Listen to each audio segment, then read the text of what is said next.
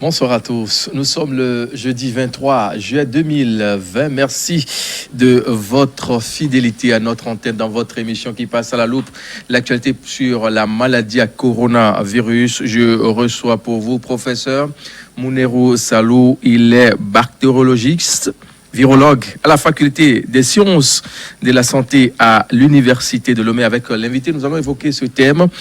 Le Brésil, premier pays de test en phase 3 d'un vaccin chinois. Bonsoir professeur et merci d'être là une fois encore. Bonsoir Mathieu, bonsoir chers téléspectateurs. Finalement, vous êtes un habitué, bien sûr, de notre plateau, là, toutes les semaines que le bon Dieu fait. Comment est-ce que vous passez ces derniers temps, bien sûr, de trêve, parce que vous n'avez plus tellement de pression, là? Non, c'est l'impression que vous avez de trêve, oui, mais en prélude à l'ouverture prochaine des frontières terrestres et aériennes. Ah oui. Et il faut que l'on se prépare à d'éventuelles flambées.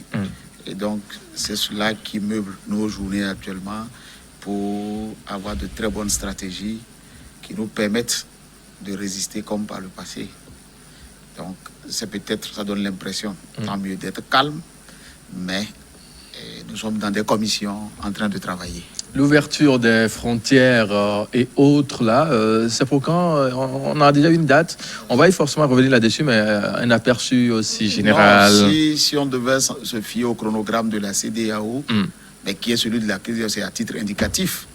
Il avait été demandé de faire l'ouverture des frontières aériennes à partir du 15 juillet. Okay. Certains pays ont commencé, mais je pense qu'il n'y a pas à se précipiter. Il faut être prêt. Rien ne sert de courir. Il faut arriver. Partir, point. Voilà. Parfait.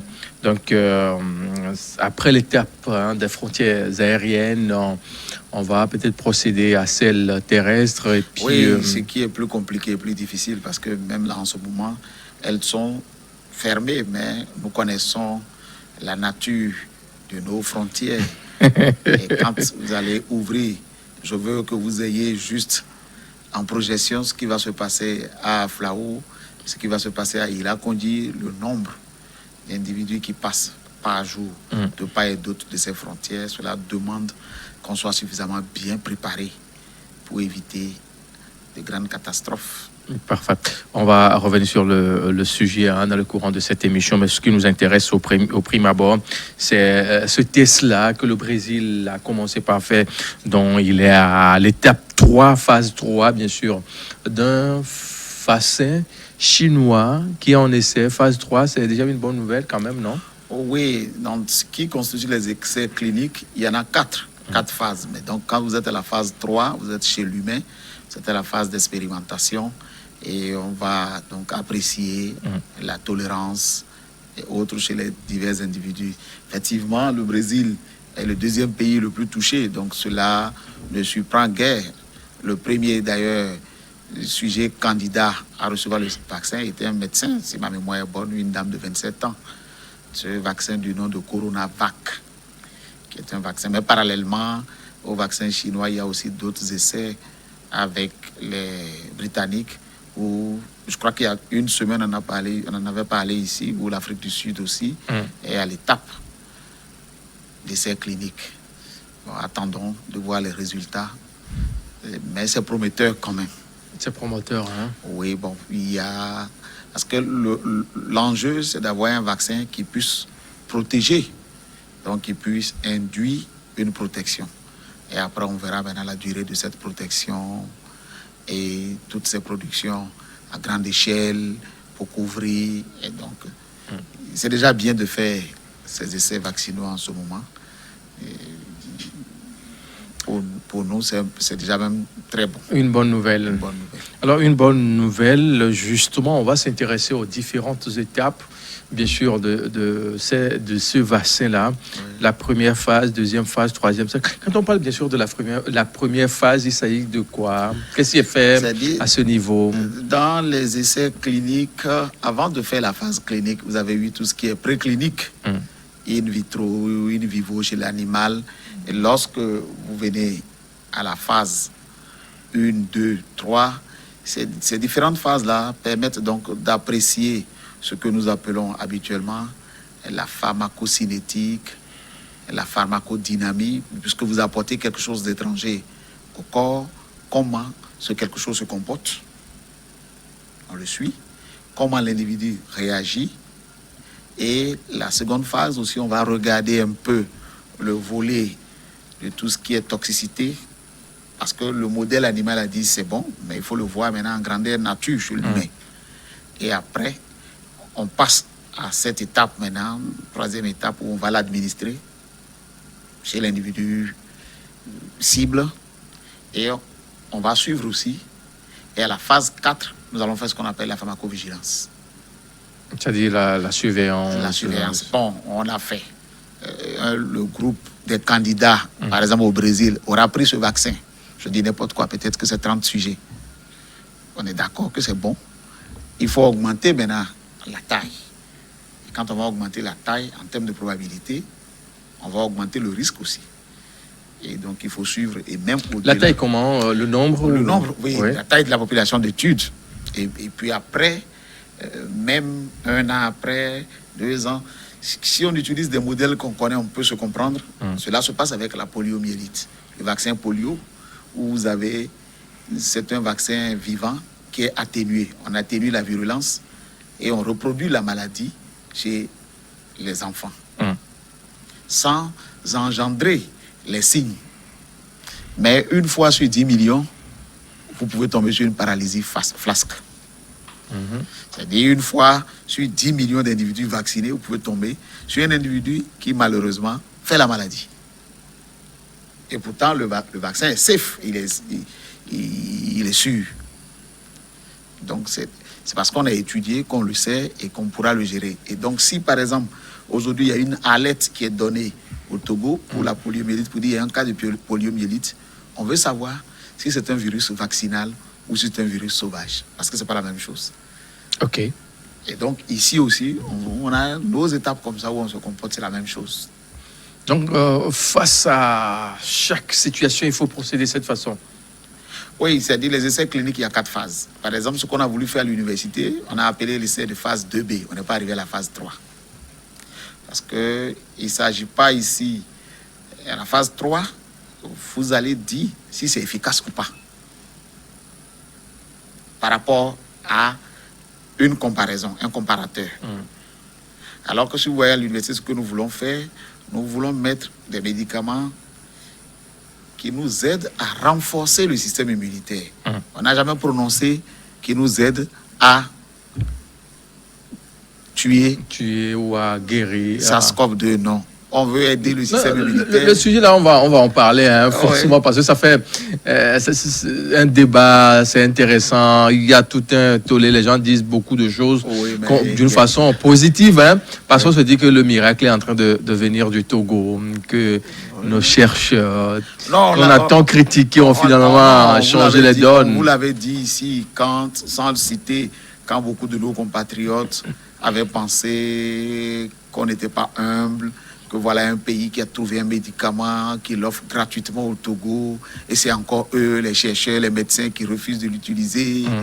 Voilà. Mais aujourd'hui, on a quand même... C'est ce qui est bien chez l'humanité, chez l'être humain. Le temps juge. On n'est même pas à 3 mois, on a vu avec Madagascar ce qui se passe. Où il y a beaucoup de cas, il y a beaucoup de décès. Et je crois qu'il y a une information du ministre de la Santé qui a même fuité. Donc, et nous avons pris les dispositions sur nous de tester ce médicament qui est venu de Madagascar. Mais le Congo, avec le professeur Elira Doké, qui a même déjà fait un commentaire, j'ai écouté sur RFI, pour parler des résultats mitigés, limités, mais c'est de façon diplomatique pour dire peut-être on ne gagne pas grand-chose. Nous aussi, en temps opportun, on donnera notre point de vue, mais je me rappelle, un d'entre nous avait dit qu'il était convaincu, sur un des plateaux, qu'il y avait des médicaments togolais mieux que ce qui nous avait été proposé. Mais bon, en temps opportun, les résultats seront communiqués et tous, on appréciera. Alors, parlons bien sûr du vaccin, ce test-là qui est à la 3e phase au Brésil. On parlait aussi dans la foulée de certains pays du monde entier. Entre-temps, il y avait l'Afrique du Sud en Afrique. Oui. On parlait également du Maroc, la Chine, oui, qui est déjà dans la danse. Qu'est-ce qui est fait aussi dans ces autres pays-là? Ou bien c'est toujours les essais aussi qui continuent? Oui, vous allez être en phase 1, phase 2, et après passer à la phase 3 en disant, bon, je pense que j'ai quelque chose sous la main. Il y en a qui, dans leur développement, se disent, mais bon, la réponse que j'ai pour le moment n'est pas suffisante. C'est pour cela qu'on vous a dit, les premiers vaccins seront disponibles certainement, peut-être dans 18 mois, c'est ce qui avait été dit. Mais voilà un cas où on est en train de le tester, grandeur nature chez l'humain. On attendra de voir la réponse. Mais je sais qu'il y a eu aux États-Unis la firme Moderna, il y a beaucoup de choses. Mais ça, vraiment, ça, c'est de la littérature qui est disponible. La recherche continue, c'est de voir. Bon, il y a des thèmes plus techniques par rapport à un virus enveloppé, qu'est-ce qu'on prend. Et si vous voulez, peut-être qu'il y a besoin de parler un peu pour que la population comprenne. Voilà. Vous voyez que nos policiers sont habillés. Ils ont l'air tenus. On sait distinguer un gendarme d'un policier, d'un militaire. Mais quand vous passez dans la circulation, que vous voyez un haut bleu, vous savez que c'est un policier. Mais à quel corps il appartient, il faut que vous vous rapprochiez pour voir son matricule, pour comprendre si c'est la force antipandémique ou c'est la brigade motorisée, je dis n'importe quoi. Mais dans la recherche vaccinale aussi, ça va être comme ça. Quelle est la partie la plus immunogène? Quelle est la partie du virus qui fait que le corps réagit en donnant la bonne réponse qui permet de contenir le virus? Et c'est comme ça que différents groupes, celui-là dira, bon, moi je travaille sur telle protéine de l'enveloppe, non, moi je travaille sur telle... C'est ce qui fait que chacun va... Et ça, c'est secret. Les traitements qui vont être faits, la sauce de noix de palme qui va être mangée, ça et là, on a coutume de dire, je raconte une histoire qui fait rire. On a dit, mais la grand-mère au village avait une très bonne sauce et l'épouse a dit, c'est l'eau du village. Et on est allé prendre l'eau du village, on a ramené, on lui a dit, fais. Et elle a cuisiné la sauce, ça n'avait pas le goût de la grand-mère, donc il y a des secrets. Des secrets voilà, donc, qu'il faut donner. Ils ne donnent pas tout, mais chacun travaille et puis à la fin, on a le temps d'apprécier le mieux tolérant, le plus intéressant pour la population. Donc c'est un peu ce qui se fait actuellement sur le terrain. Voilà, chacun va dans sa recherche. Mais on est quand même face à une urgence sanitaire. Oui. Est-ce qu'il faut passer tout ce temps-là à essai en essai? Non, si vous ne le faites pas, parce que il y a des objectifs. Au-delà, il faut protéger la population. Un vaccin, vous ne savez pas ce qu'on ajoute, ce qu'on appelle adjuvant.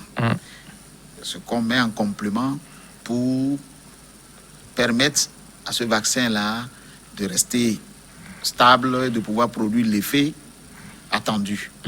Si c'est quelque chose que j'ai mis, nous au Togo, on ne le tolère pas, et qu'on nous l'envoie, si dans 10 ans, nous avons tous une anomalie, ce serait une autre forme.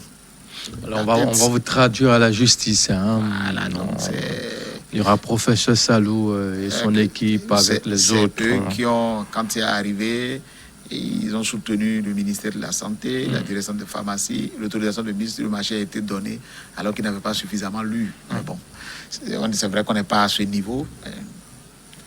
Donc il y a des règles de bonne pratique ce n'est pas propre à un pays, mais c'est comme ça qu'il faut le faire. Parce qu'il y a des questions éthiques qui sont en jeu. Des questions éthiques. Et vous savez qu'en éthique, on parle de la bienfaisance, Mais il y a aussi la non-malfaisance. Si tu ne m'apportes rien, ne me nuis pas. Ne me nuis pas. C'est... C'est un peu ça. Maintenant, quand on est en urgence, est-ce qu'il n'y a pas lieu de, quand même, peut-être de laisser certaines étapes, peut-être pour aller vite et sauver des vies Il ne faut pas aller trop humaines, vite. comme, Pas aller trop vite. comme le disait le président américain, qu'on n'a rien à perdre en prenant de la chloroquine. Oui, mais aujourd'hui, je pense que lui-même, il porte un masque. Voilà. Et donc, cette pandémie est une épreuve pour l'humanité. Il faut que nous sachions raison garder. Il faut que nous allons à pas cadencer pour faire des choses sûres et pérennes. On a déjà la chance de savoir qu'on va pouvoir mettre certaines mesures qui nous permettent de nous protéger. Et une collègue me disait, cette année, une amie aussi m'a rappelé la même chose à la banque en disant, mais cette année, c'est la mousson, mais il y a moins de cas de grippe. Je dis, mais c'est parce qu'on porte les masques. Ce n'est pas que Corona seul que nous évitons de transmettre. C'est beaucoup d'autres choses, pas coronavirus seul. Donc, ne soyons pas trop lents, mais ne soyons pas trop rapides. Comme dit l'adage, mieux vaut emprunter le bon chemin en boitillant que d'emprunter le faux avec des pas fermes. Vous allez vous casser la figure. Voilà. En matière, bien sûr, de recherche, est-ce qu'on peut dire, dans cette crise sanitaire, que l'Afrique s'est vraiment affirmée dans ce démarche? Non, l'Afrique... Parce qu'on on a comme impression que rien n'est fait. Non. À part l'Afrique du Sud et le Maroc. Sud, le Nigeria, il y en a qui ont séquencé le virus. Je me rappelle, dans le mois de mai, il y a eu même, avec le CDC africain, un webinaire sur le Nigeria pour la recherche vaccinale. Il y a des choses qui sont en cours. Mais l'Afrique est aussi objet de curiosité. C'est plutôt ça la mode en ce moment. Que se passe-t-il en Afrique pour qu'ils puissent résister un peu plus en termes de recherche, dans les collaborations que nous avons? C'est dans ce sens actuellement que les projets de recherche sont développés, mais en même temps, sur l'impact de la maladie, sur tous les autres secteurs de la vie. Je ne pense pas que nous soyons en marge. On n'a pas senti quand même un dévouement, une détermination. Non, je ne suis pas d'accord avec vous. Vous avez vu un peu la créativité. Oui, mais bon, peut-être pour les masques et autres, oui, les masques, on a vu la réponse de l'Afrique, les dispositifs. C'est déjà un pas. Parce que si vous voulez faire une recherche vaccinale, cela procède de disposer de grands instituts de recherche, des laboratoires de niveau P4, que nous n'avons pas pour le moment. Si vous avez des laboratoires de... Et ça, en termes je dirais, de maturité, quel âge avons-nous? Il faut passer combien de temps peut-être avant de l'avoir? C'est 60 ans. Et des fois, on oublie de... Il faut qu'on aille interroger les pays dits développés, les différentes étapes par où ils sont passés, pour comprendre que c'est vrai que nous devons redoubler de vigilance, mais on avait tellement de priorités. Sans défendre les gouvernants, on avait beaucoup de priorités qu'il fallait hiérarchiser les choses. Mais est-ce que vous proposez quand même? Oui, nous proposons. Là, pour prévenir cette vérité. Nous discutons. On a vu qu'avec coronavirus, il a suffi que le chef de l'État soit bien informé pour qu'on pense maintenant à équiper chaque région peut-être d'un scanner. Mais ça, c'était avant coronavirus. Oui, mais on n'avait pas quand même la nouvelle là. Mais non, vous n'avez pas, mais nous l'avons. Il faut dire les choses clairement. C'était acté. Et sur le versant de la contractualisation des structures publiques de santé, il y avait des choses qui étaient en projet, des hôpitaux à rénover. Moi, je pourrais vous dire qu'il y a même des modèles types. Si vous venez aujourd'hui avec votre argent, selon que vous soyez au niveau préfectoral ou au niveau régional ou au niveau central, que vous voulez apporter de l'aide en matière de santé, il y a des choses prêtes. On a, en octobre, si ma mémoire est bonne, ou novembre, validé le plan d'assurance qualité en soins de santé, piloté par la direction des établissements de soins. Non, il y a des choses qui sont faites. Peut-être c'est la communication au grand public qu'il faut revoir pour les scanners Parce qu'il y en avait des scanners qui étaient en panne et s'il fallait les réparer, ça coûtait beaucoup plus. Et donc, les autorités ont décidé de faire l'acquisition et de doter chaque région en scanner. Je pense que cette information, on l'a depuis, moi en tout cas, peut-être depuis septembre ou octobre 2019. Donc, c'est pas, en ce moment, on ne parlait pas de coronavirus. Aujourd'hui, plutôt, ce que nous disons, nous sommes dans des discussions pour qu'il y ait un institut vrai de recherche médicale ou en sciences de la santé, ou aider aussi, parce qu'on n'en a pas, on a senti le besoin. Vous avez vu comment les uns et les autres se sont mobilisés avec les différentes expertises pour que nous soyons aujourd'hui sur le point de faire un essai clinique où nous attendons le financement, comme nous l'avons dit ici. C'est un travail qui mérite d'être achevé, mais pour cela, il faut accompagner financièrement. Parce qu'un essai, il y a des examens à faire. Comme je disais tantôt, il faut faire la preuve de l'efficacité, il faut faire la preuve de la sécurité pour celui qui le prend, ainsi de suite. Donc, c'est des choses, on a besoin d'aller de l'avant. Le coronavirus nous a permis d'identifier nos points faibles, mais a permis de révéler aussi les talents cachés. Justement, on va s'intéresser maintenant au Togo, quand on parle bien sûr de ces recherches-là qui se font jour le jour, le Togo, avec cette commission mixte à l'université qui vous regroupe, et puis avec vos collègues de la tradition, autres. Les praticiens de la médecine traditionnelle. Vous faites partie de cette commission-là? Oui, nous sommes membres de la commission. Qu'est-ce que vous faites concrètement? Et puis là, jusqu'à ce jour-là, on ne sait plus rien. Hein. Ce qui se passe, on se demande, ben bon, est-ce que le professeur Salou et les autres là, ils continuent toujours les recherches ou bien... Moi, je ne suis qu'un membre. Non, mais un membre, cette commission est présidée par le professeur Kokou. Kokou, oui. Et il y a des présidents de sous-commissions. Nous appartenons à la sous-commission des substances naturelles des plantes médicinales qui collabore d'ailleurs avec les praticiens de la médecine traditionnelle. Et dit que on ne sent pas cette commission, mais tous ces professeurs d'université que vous voyez, que vous recevez sur les plateaux, viennent de l'université. C'est quelqu'un derrière qui pilote tout ça. Le choix, la désignation de tel ou tel expert pour telle ou telle thématique. Vous en avez reçu ici à des émissions à 2 à midi, 2 à 14 heures. C'est toute cette structure. Vous avez parlé tantôt des masques, des solutions hydroalcooliques. Il y a toute une commission derrière. Et sur le plan de l'étude de l'impact de cette maladie, impact économique, sur le plan juridique, qu'il faudrait-il protéger, ainsi de suite, il y a toutes ces commissions-là. Et puis il y a la commission qui travaille sur ce qui est médicaments avec les thérapeutes, qui progressivement, vous avez fait une conférence de presse pour dire, bon, les médicaments ont été éligibles. Et après, a fait encore appel aux hommes des médias pour dire, voilà, nous sommes prêts et on continue. Qu'est-ce qui est sorti finalement de ces recherches-là que vous avez eu à faire? Ce qui est sorti, c'est qu'on a quand même identifié des candidats médicaments capables de booster le système immunitaire, dont nous voulons faire la preuve maintenant dans la prise en charge sous la forme d'essais cliniques. Et par moment, nous sommes auto-saisis, je disais tantôt, quand Covid organique est arrivé, qui est un médicament malgache. Mais cette commission s'est auto-saisie pour voir par rapport aux propriétés annoncées. Et donc, des tests sont faits. Et sous peu, les résultats devaient être publiés parce qu'on a fait in vitro, on a fait des tests pour contrôler la composition, pour savoir ce qu'il y a en dehors de la témisinine. Et nous sommes passés chez les animaux de laboratoire pour voir. Et à ce niveau, il nous reste encore des tests complémentaires à faire. Mais cette commission travaille. Et par-delà tout, il y a une commission de contrôle de qualité qui a été mise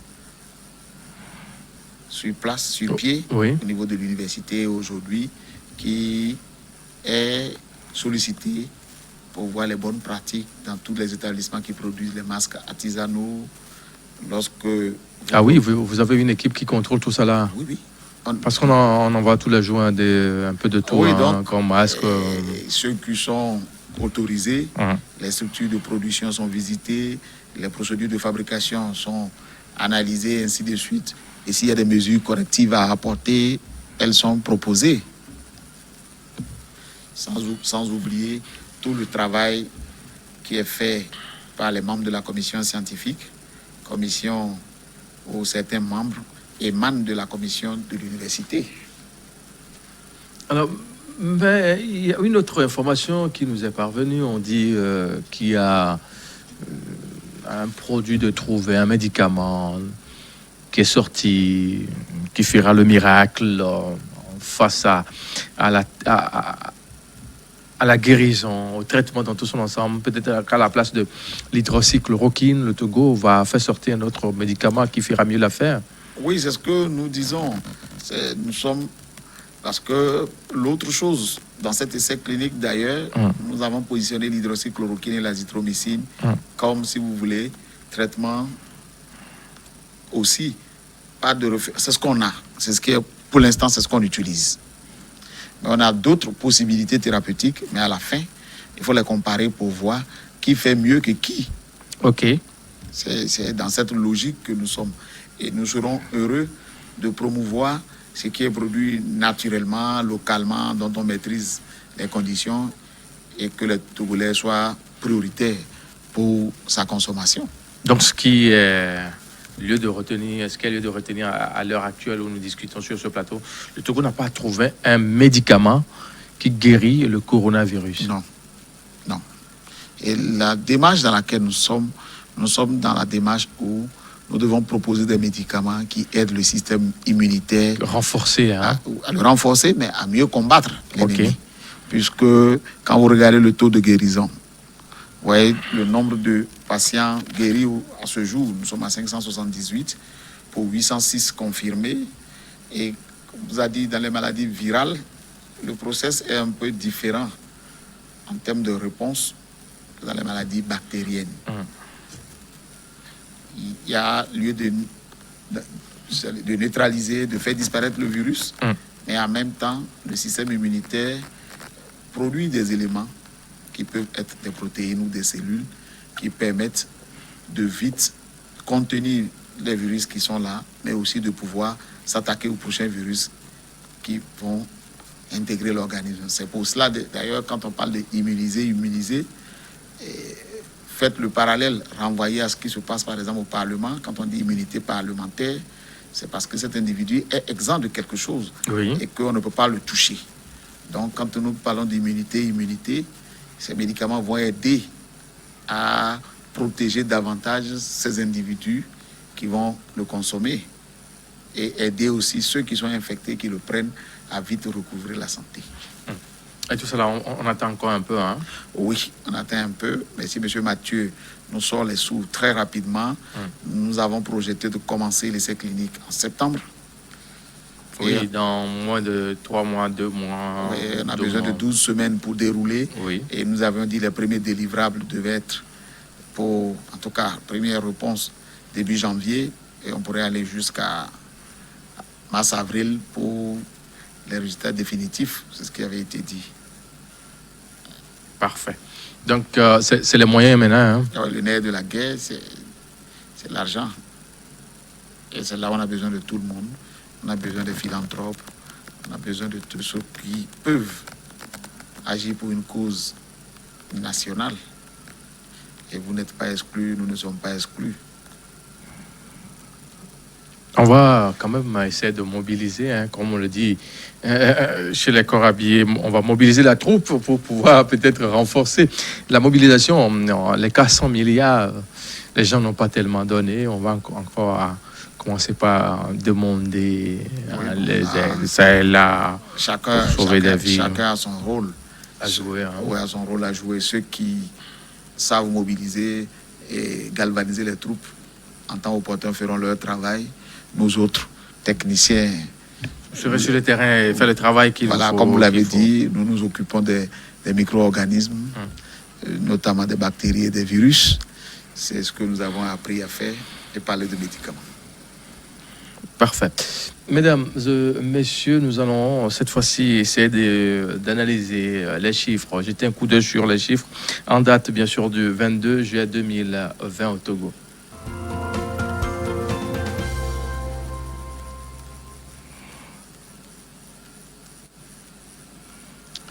Le 22 juillet 2020 au Togo, la situation se présente comme suit. Nous avons 212 cas actifs, 578 cas guéris, 16 décès, 806 cas confirmés au total pour 38 775 nombre total de tests effectués, 5,3 tests pour 1000 habitants, 1,64 cas pour 100 000 habitants ces 14 derniers jours.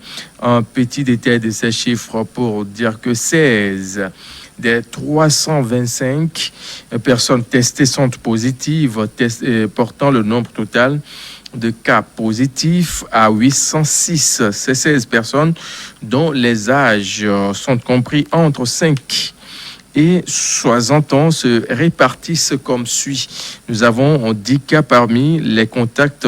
Une femme à Djarpanga, dans le district de Mo, 3 femmes à Takpame, dans le district de Logou, une femme à Anéro, dans le district des Lacs, 2 hommes dans le district 3 à Lomé, une femme et 2 garçons dans le district 5 à Lomé.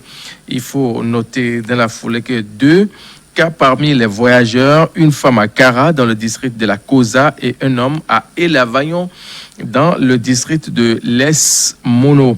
4 cas parmi les suspects, un homme dans le district de Lomé, un homme dans le district 5 à Lomé, un homme à Anéro dans le district des Lacs et un homme à Gando dans le district de Loti Sud.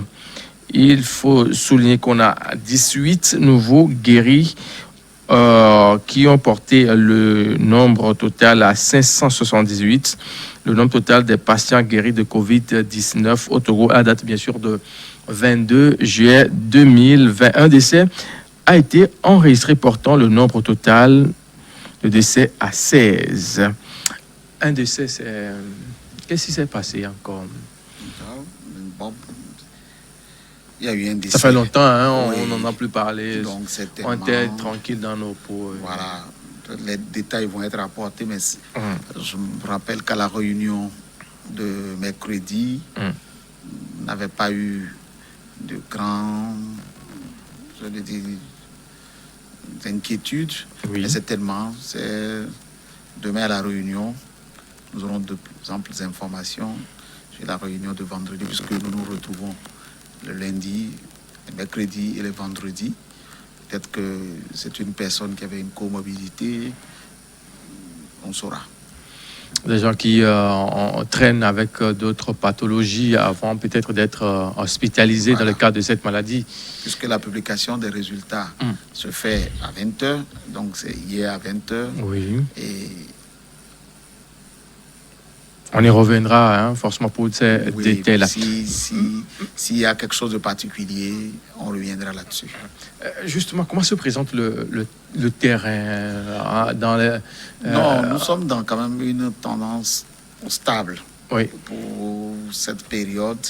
Malheureusement, je n'ai pas le nombre de cas hebdomadaires. Oui. Mais il y a une tendance quand même à la stabilité, avec de temps en temps des pics. Et c'est ce qu'on appelle l'endémie. L'endémie, dans une forme endémique, et de temps en temps, vous aurez un nombre élevé. Oui. Et c'est ce que nous craignons. C'est pour cela que nous nous préparons en ce moment en vue des ouvertures futures. Justement, parlons de ces ouvertures de frontières. Le Togo est au top, tout est OK. Pour l'aéroport, on sait déjà, on a vu tout cet amarda-là qui est déployé au niveau de l'aéroport international général Yassine Beyadema, de Lomé. Mais pour les frontières terrestres, qu'est-ce qui est fait concrètement? En réalité, on devait faire les mêmes choses qu'au niveau de l'aéroport.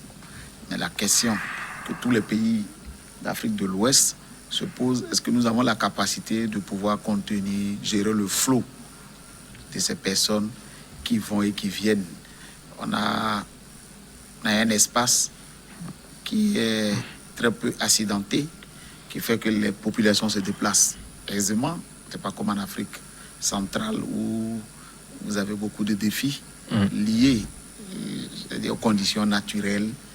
Et donc, est-ce qu'on pourra tester tout le monde, même si on demande à chaque voyageur de se munir d'un test négatif avant de partir de chez lui et traverser une frontière, quand on sait que nos frontières sont poreuses? C'est autant de questions et c'est une approche de solution multisectorielle.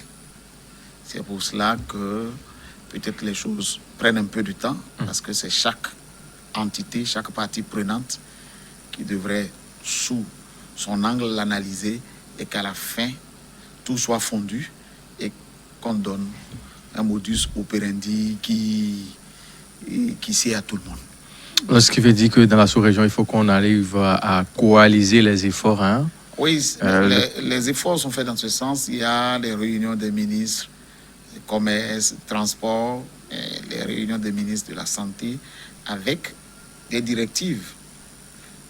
Et tout le monde sait que l'un des points difficiles à adresser, c'est le problème des frontières terrestres. Parce que les frontières sont officiellement fermées, mais vous êtes sans ignorer qu'on a des parents qui vous diront « je suis venu du Nigeria » ou « je suis venu de la Côte d'Ivoire » qui rentrent. Oui. Voilà. Et pourtant, depuis la Côte d'Ivoire jusqu'au Togo, les frontières sont supposées être fermées. Fermées. Voilà, donc. Fermées. Mais bon, si on regarde les liens, si vous prenez nos amis linguistes ou les anthropologues tout de suite, ils vont vous démontrer très rapidement les grands degrés de similitude qu'il y a sur les peuples du Sud, peut-être qui appartiennent des groupes ethniques. Tous les peuples du Sud. Le groupe Kwa. Ouais, Kwa, Gou, au nord. Bon, donc, entre-temps aussi, c'est mon domaine. Voilà, vous voyez, moi je m'amuse à dire le gourmandier du Burkina se sent plus proche, certainement, du Moba, du Togo, que du Malinké du Burkina. Et pourtant, l'autre est son compatriote et celui-là est un voisin, mais bon, sur le plan... C'est pratiquement la même chose. Hein? Voilà. Tout comme quelqu'un qui est à Lomé, au Togo, qui dit qu'il parle le Mina. Voilà. Quand vous traversez la frontière un peu dans le Bénin. Vous allez à Lokossa. Oui, à Lokossa, Dogbo, Komé, n'en parlons même pas. À Timé, c'est le même. Vous sortez un peu du Togo, dans le Ghana, c'est la même chose. C'est le même peuple finalement. Des fois, ce qui nous trahit, c'est l'œuvre du colon. Voilà. Écrit soit en français, la même chose, écrite en anglais, il y a des petites différences. Voilà. Ce dont on a hérité des colons allemands, où le DJ devient DZ, ainsi de suite. Voilà. Bon, vous comprenez la grande difficulté qu'il y a au niveau de ces frontières-là. Il faut qu'on arrive quand même à mobiliser aussi les localités, enfin les habitants de ces différentes localités frontalières là aussi à redoubler beaucoup plus de vigilance. Oui, mais je vais vous raconter une anecdote. Il y a un ministre de l'Afrique de l'Ouest qui a dit, mais si c'est comme ça pour résoudre ce problème, à chaque 1 mètre, il faut mettre un représentant des forces de l'ordre le long des frontières. Si vous voulez, être délicat. Ce qui n'est pas possible pour vous dire que ce n'est pas si simple. Parfait.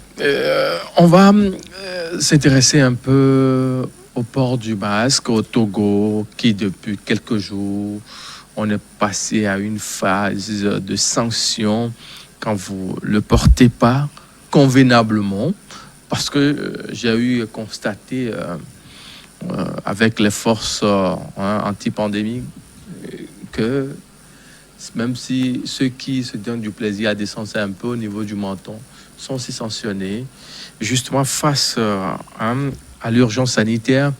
Comment faut-il juguler la situation pour qu'il n'y ait pas vraiment de grincement de dents ça et là? Oui, on pourrait prendre le raccourci en demandant à la population d'être disciplinée. Quand vous regardez en France aujourd'hui, le port de masques sur les lieux publics est devenu obligatoire. Oui. Voilà. Nous avons pris la décision de rendre obligatoire, c'est ce que les autorités ont donné, le port du masque. Les autorités se sont donné le temps de s'assurer de la disponibilité et de l'accessibilité des masques. Après avoir rendu le port obligatoire, elles se sont donné le temps d'une sorte de pédagogie pour que les gens s'adaptent. Mais en même temps, Ils ont sensibilisé, ils ont verbalisé. Et Et maintenant, il faut sanctionner. il faut sanctionner. La seule chose qui reste à voir pour nous, ce que nous avons vu, c'est que si un individu est tout seul dans son véhicule, il est vite monté, qui n'a pas mis le masque, jusque-là, il est seul. Il n'a pas fauté, non? Hein? Mais s'il doit descendre, il faut qu'il mette le masque. Mais parce que la dernière fois, nous avons interpellé un chauffeur de taxi et il disait non, que lui, il était seul et on l'a verbalisé. Je dis non, c'est parce que on sait que tu es en fonction et qu'à tout moment, tu peux t'arrêter prendre quelqu'un. C'est pas en ce moment-là qu'il faut mettre le masque. Voilà. Donc, il y a encore une petite phase d'explication encore pour certains à compléter. Mais je pense qu'il fallait passer par là parce que les uns et les autres commençaient à ne plus observer le port correct de ce masque. Au-delà du port correct, il y a l'hygiène de ces masques aussi, puisqu'il y en a qui sont réutilisables, donc lavables. Surtout pour l'hygiène, hein, il faut quand même qu'on insiste sur l'hygiène aussi. Sinon, nous allons éviter peut-être le coronavirus. Nous allons créer même d'autres choses avec l'humidité locale. Et c'est pour cela aujourd'hui, la tendance est aussi à l'instruction de la population sur comment porter le masque, sur comment le retirer pour ne pas toucher les surfaces qui sont en contact avec le nez, le visage, la bouche, pour que nous protégions un peu.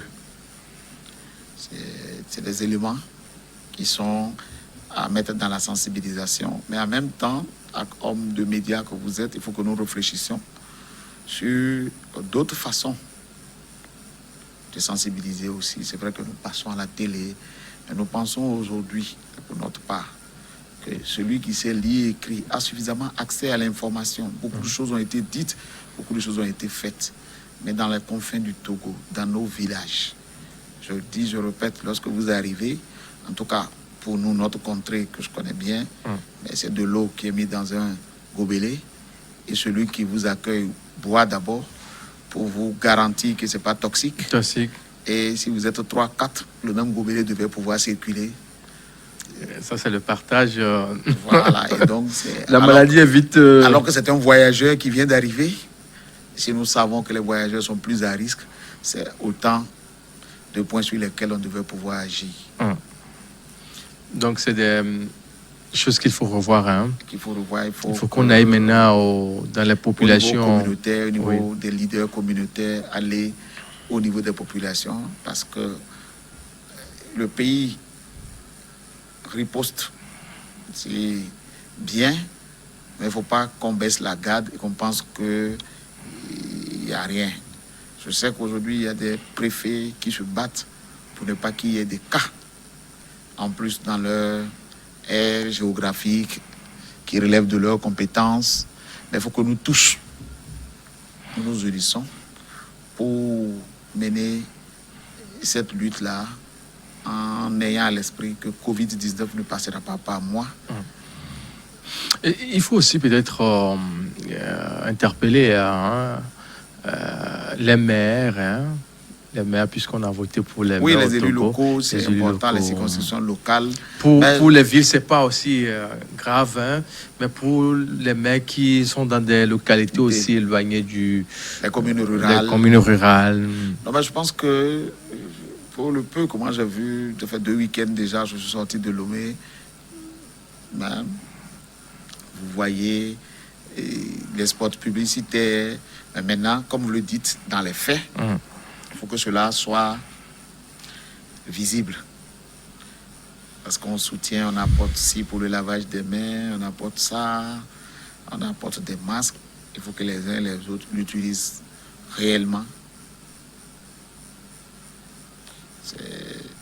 C'est du travail à faire. C'est pour cela que je disais, il faut qu'on évalue. Je pense que la CNG est à ce niveau en ce moment, la coordination nationale, et il y a d'autres structures comme le PNUD qui évaluent un peu l'adoption, la mise en œuvre des mesures barrières proposées par le gouvernement pour voir quels sont les points sur lesquels certainement on devra pouvoir revenir pour renforcer.